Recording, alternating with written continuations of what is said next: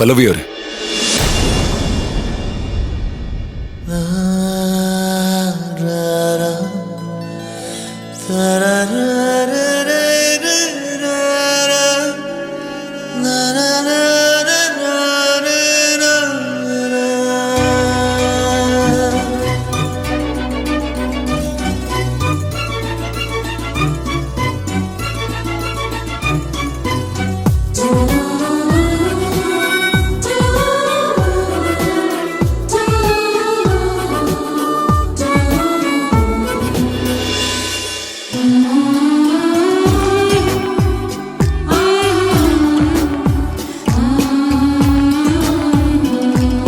ಬೇರೆ ಊರು ಅಂತ ಹೇಳಿದ್ರೆ ಏನ್ ನಿಮ್ ಮಾತಿನ ಅರ್ಥ?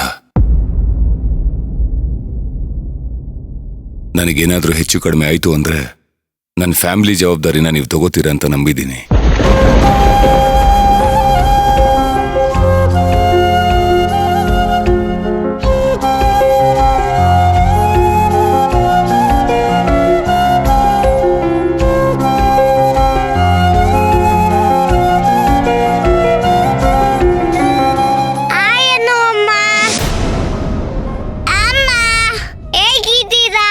ನಾನ್ ಆರಾಮಾಗಿದ್ದೀನಿ, ನೀನ್ ಹೇಗಿದ್ಯಾ?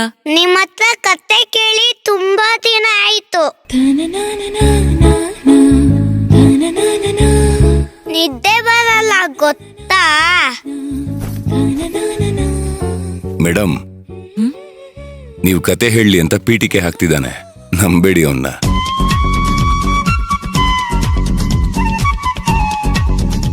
ಇವತ್ ಸ್ವಲ್ಪ ಬ್ಯುಸಿ ಇದ್ದೆ ಕಂದ, ಆಫೀಸ್ ವರ್ಕ್ ಇದೆ.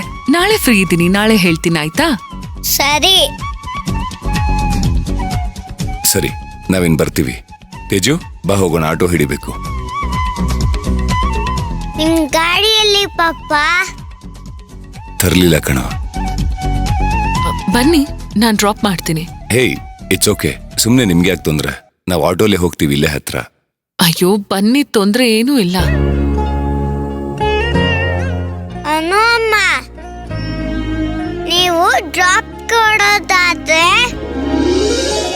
ನಿಮ್ಮನೆಗೆ ಡ್ರಾಪ್ ಕೊಡಿ. ಯಾಕೋ? ನಾನು ಹಾಕಿದ ಗಿಡ ಎಷ್ಟು ದೊಡ್ಡದಾಗಿದೆ ಅಂತ ನೋಡ್ಬೇಕು.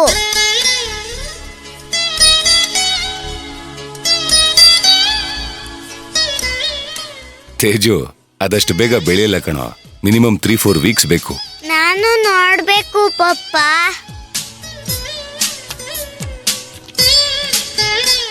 ಹೌದು, ತೇಜು ನೋಡ್ಬೇಕು.